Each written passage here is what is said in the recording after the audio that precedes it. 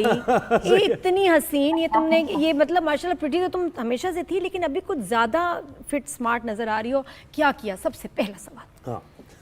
बस कसम खुदा की कुछ ऐसा नहीं किया। वेट लूज किया है, लेकिन डॉक्टर के पास जाना पड़े। वेट लूज किया तुमने? ऑफ लेट वेट लूज भी किया है, एंड ऑफ लेट जो पूरी जिंदगी नहीं किया, शायद वो एक्सेप्ट करना चाहिए कि अब I take care of my skin. तो मेरा पूरा एक रात का सुबह उठ के स्किन केयर रिजीम है जो मैं फॉलो करती हूँ। So maybe I think it's that which is reflecting and glowing. अच्छा, क्या है रेजिम? बताओ ना जरा, थोड़ा सा, नो सीक्रेट्स। यार उसमें no secret at all, actually अच्छी चीजें बतानी चाहिए। मुझे खुद एक दो बड़े अच्छे प्रोडक्ट्स दुरे विशा ने बताए थे कोई 2 साल पहले, और मैं तब से वो यूज कर रही हूँ। और फिर खुद भी आप एक्सप्लोर करते हैं तो एक दो कुछ कोरियन प्रोडक्ट्स हैं।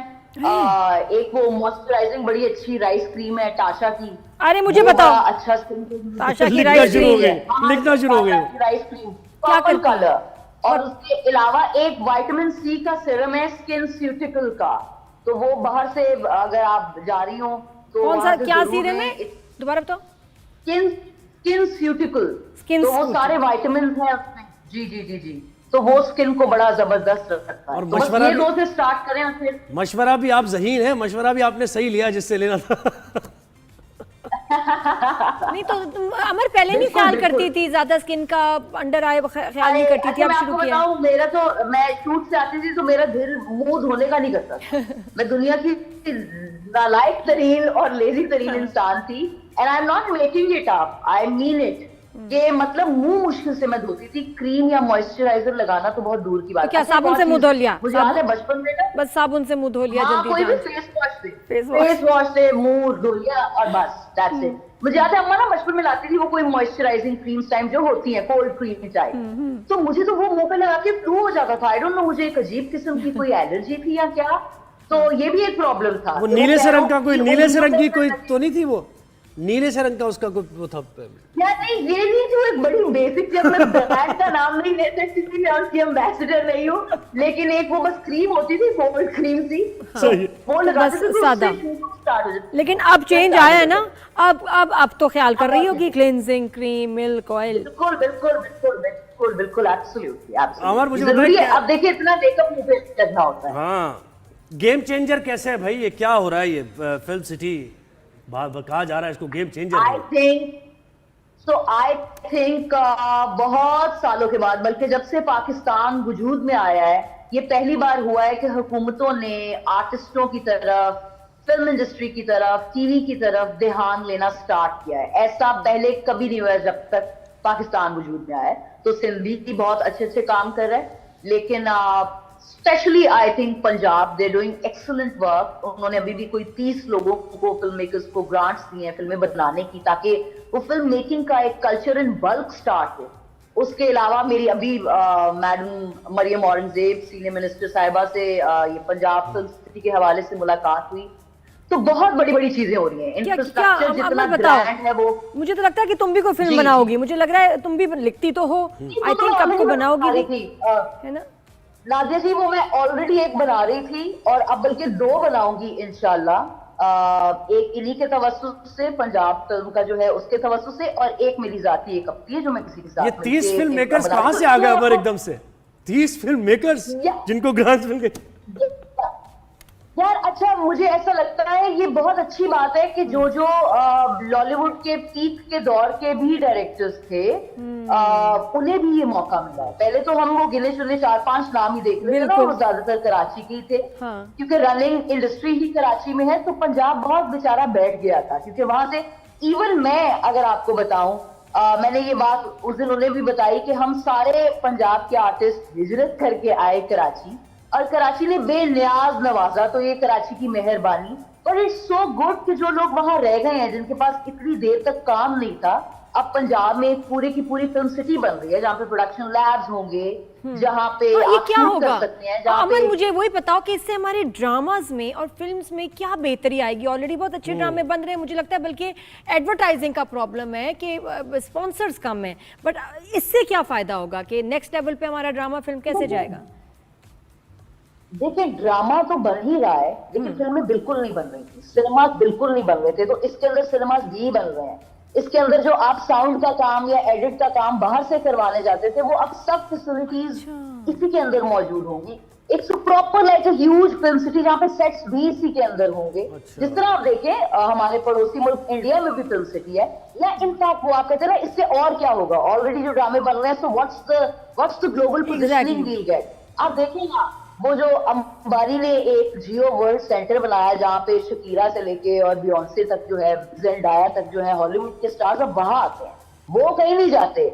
इंटरनेशनली रिनाउंड स्टार्स वहां आते हैं। तो आई थिंक जब इस तरह का कल्चरल हब बने जहाँ पे top of the line technology, facilities, production is at its home. Amar, मुझे एक बात है, इसका बिजनेस मॉडल क्या है? इसकी फिजिबिलिटी बिजनेस मॉडल है या फिर सिर्फ ये हुकूमत थी? हाँ, यानी मैं वैसे कह रहा हूँ। जी, all the things are being made, all the things are still in pipeline, all the things are still being, they're calling a lot of filmmakers, they're calling a lot of producers, distributors, channel people to pour in all the inputs and then make a, a final model. Private sector भी है planning stage में। बिल्कुल। हाँ, मैं यही कह रहा था कि प्राइवेट सेक्टर जब तक नहीं आएगा, उन्हें कोई अट्रैक्शन नहीं मिलेगा और प्रॉफिट का नहीं, तब तक तो ये कब तक गवर्नमेंट इसमें इन्वेस्ट करती रहेगी? नहीं, अच्छी बात है। देखो वहाँ पे भाई जो और स्टूडियोज हैं, अच्छा, honestly I don't know about that, but I am sure जब इतना मैसिव लेवल पे एक प्लान बन रहा हो, तो मुझे नहीं लगता कि आइडिया उन्हें नहीं आया होगा कि प्राइवेट सेक्टर को नहीं इन्वॉल्व किया जाए। आई एम श्योर वो सब नेगोशिएशन और अमर इतनी रौनकें होती थी 90s में, बारी स्टूडियोज, एवेन्यू स्टूडियोज, मैं तो कुछ नहीं, शमसी तो यहाँ है, मतलब इतनी रौनक होती थी, वो खत्म ही हो गई। मुझे बड़ा अफसोस होता है कि इतनी फिल्में बन रही हो गई। अच्छा, एक ना लक्ष्मी चौक पे लाइन के साथ एक जो है ना वो रोड आती है जहाँ पे सिर्फ सिनेमास थे, सिंगल स्क्रीनर्स थे, जहाँ पे आपकी आम लिबरल क्लास रात को जाके फिल्म देखती थी। वो सारे सिनेमाज अब मैरिज हॉल में तब्दील हो गए हैं। इससे बड़ी डिसअपॉइंटमेंट और क्या हो सकती है कि वहाँ पे अब मोटर मैकेनिक की दुकानें खुल गई हैं और वो सारे खत्म हो चुके हैं। So this is going to be revival हो सकता है। और इतनी रौनक थी कि आर्टिस्ट को घरों से पकड़ के लाना पड़ता था डायरेक्टर को।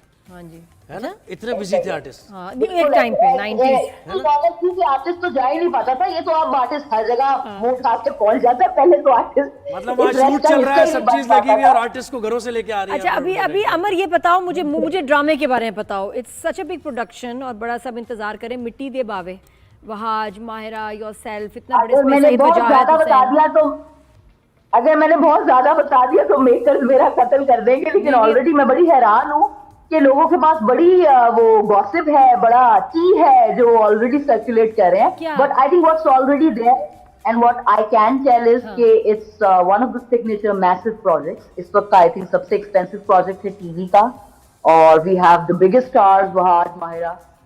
इतना इंटरेस्टिंग, इतना मजेदार मुझे नहीं लगता मैंने पिछले कोई 5-6 सालों में कोई स्क्रिप्ट पढ़ा है। And I think kudos to Faiza Iftikhar ji, उनका हमेशा पूरा अगर काम देखें from Ranjha Kar Di to all the great work that she is done, I think एक बड़ी दमदार और बागी किस्म की और फेयरलेस स्टोरीज सुनाने वाली राइटर हैं।